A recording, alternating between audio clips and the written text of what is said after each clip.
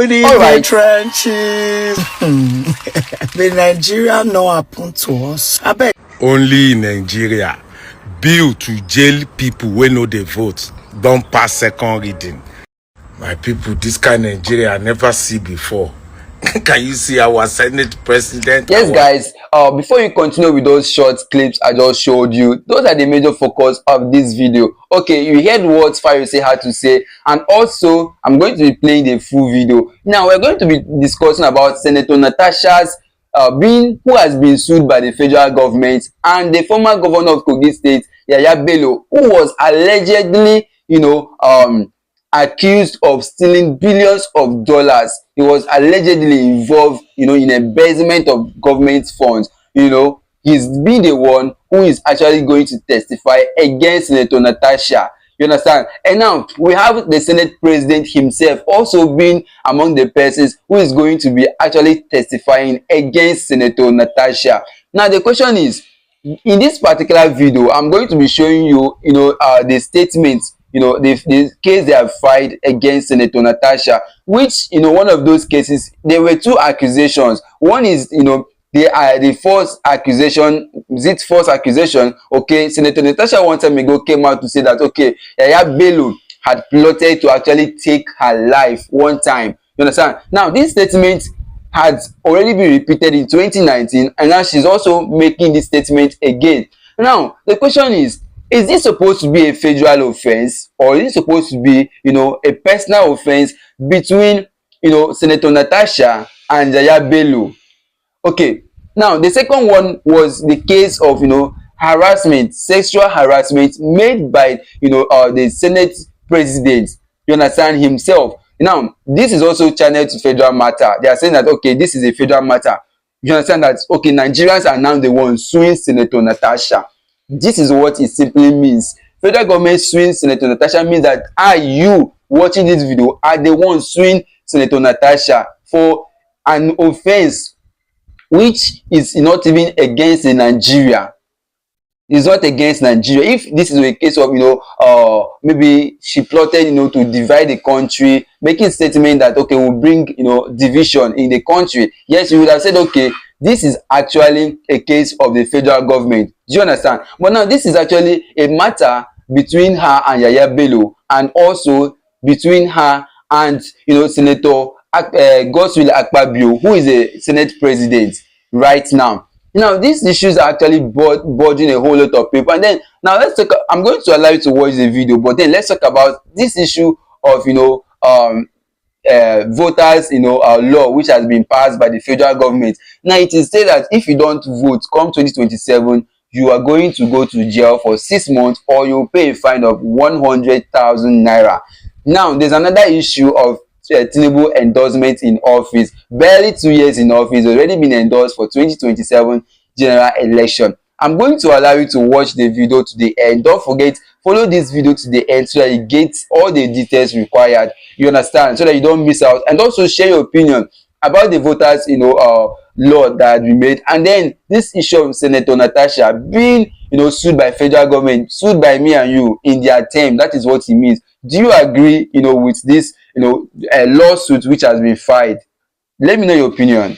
Good evening, trenches. The Nigeria no happen to us. I beg, before I talk about this article I saw, which is the federal government of Nigeria suing Senator Natasha. You don't understand? I have to check. Who is the federal? Okay, before I go there, I want to ask the IG of police. No, I'm not going to shout. What's going on, sir? I made a video pointing out that your number, or not your number, your name was spotted in Sandra Duru's phone. IGP Kayode, the Commissioner of Police Imo State. Seeing you people's name, both Akpabio and the rest in her list is so somehow, and I spelled it out.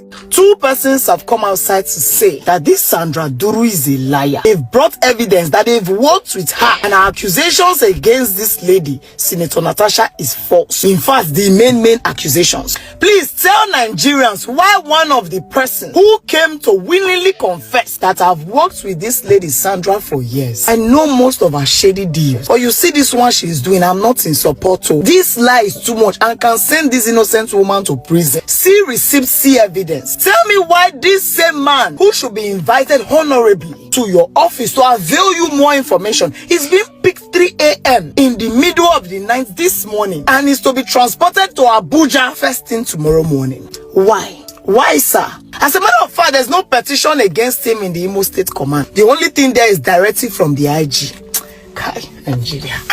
Sometimes I fear for my life, or I rather die than keep quiet. I'm not even seeing him on any blog. It is the human rights lawyer that is trying to make her to know what's going on. Mazi Obinna's name also appeared on Sandra Duru's phone when she turned her camera in the bid of trying to expose Natasha. See Mazi Obinna there. He now came at, I am the Mazi Obinna. See receipt. In fact, this woman that came to speak against Natasha was paid by my madam Sandra Duru, Professor Ngbeke. See receipts, yes. See voice recording of her thanking my madam. People should listen. See, no, don't tell me you made that kind of transfer. It's not true. I don't even want to talk now. Ogini Neme. This is way too much now. No, let me come and speak to my boys now. Crazy, everybody's gonna go crazy now. Wow. God bless you. Thank you so much. Thank you. I didn't expect that. Thank you. I'll still talk to you. That other angle, don't talk. I take care of the matter like this. You might be wondering how come Mazi Obinna has this recording of her madam. It was when he confronted the madam, said, I see this woman, she be like she talk in your favor. And Sandra Duru, Professor Ngbeke, told him, oh, she's on my team. Forwarded screenshot of her and the woman to Mazi Obinna. The screenshot you see there, there's a voice note. That's the voice note you just listened to. This guy brought out so much that in a sane society, he will be led with convoy into protection immediately. Why is he being picked by the same police 3 a.m. in the morning? No access to his phone or anything anymore. Mona, come outside, though! Except there's another case, there's no what Sandra Duru cannot do does not exist. And to think that all of your contacts are in her phone, it break my heart. Sandra Duru, one is supposed to fire us now, take her and come back. It's now a witness in the federal government case against Natasha. He's a witness. It's too messy. Federal government against Natasha. And yayabello is also a witness against. Even Akpabio is a witness against.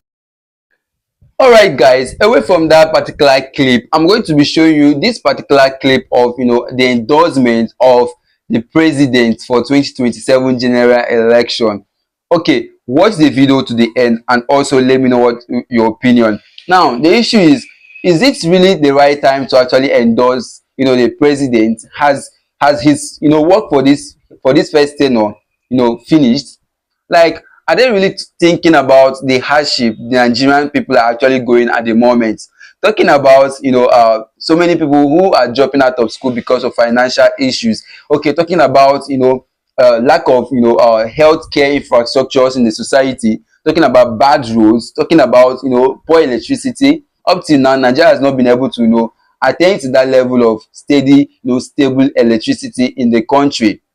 Now these are matters that are supposed to be become a national issue, but no, the national issue at this point in time is the issue of the big man himself coming back into office come 2027. I believe this is Nigeria for you. Let me allow you to hear what Fayose had to say about it, and also stay tuned because there's another video of that the reading of the second reading of that law for voters against voters who will be going to jail for not voting. Watch to the end, guys. My people, this kind of Nigeria I never see before. Can you see our Senate President, our National Assembly? Can you see the show today? Endorsing Mr. President in less than 2 years in government. They haven't even finished 4 years. They haven't even finished 2 years out of 4 years. They have endorsed him to 2031. Are you people not seeing what we are seeing? That people are hungry, people are sad, people are now going into depressed mode, people are having stroke. Are you people not seeing what we are seeing? I don't understand. Are you people living in another world, different from this, in another country, different from this Nigeria? This one baffles me. Now, King's wife, Lolo, they are sending messages to beg for money. Out of every 10 calls you get in the day, 9 is to beg for money. What a country. Everybody has been intimidated, gagged, locked. They are now decamping. And they forgot that Obi did not have councillor or local government chairman or house of rep or senator before he won Lagos, Delta, Edo. He didn't even have nobody there. He has only the people. Are you people forgetting yourself? This endorsement is versus people. It is anti-people endorsement. You guys are not seeing what is going on in the country. You now pass River State budget inside the villa. What? This intimidation. We have never seen this before. This is the height of intimidation. What a country. What? It be like, see, they need microscope, periscope to see what people are going through. Even people making 200,000 every month now cannot survive. How? And this endorsement cannot win you election. You got President Buhari's endorsement in Katsina in 2023. People still revolt and voted against APC. You got all the endorsements in Lagos, you still lost. You got all the endorsements in Osun State, you still lost in 2023. 2027 will be people versus selected few. I believe you heard what that man had to say concerning that particular issue of, the president's re-election come 2027. Now, let's talk about these voters' issues. Okay, and now, this particular issue is against people who are going to vote.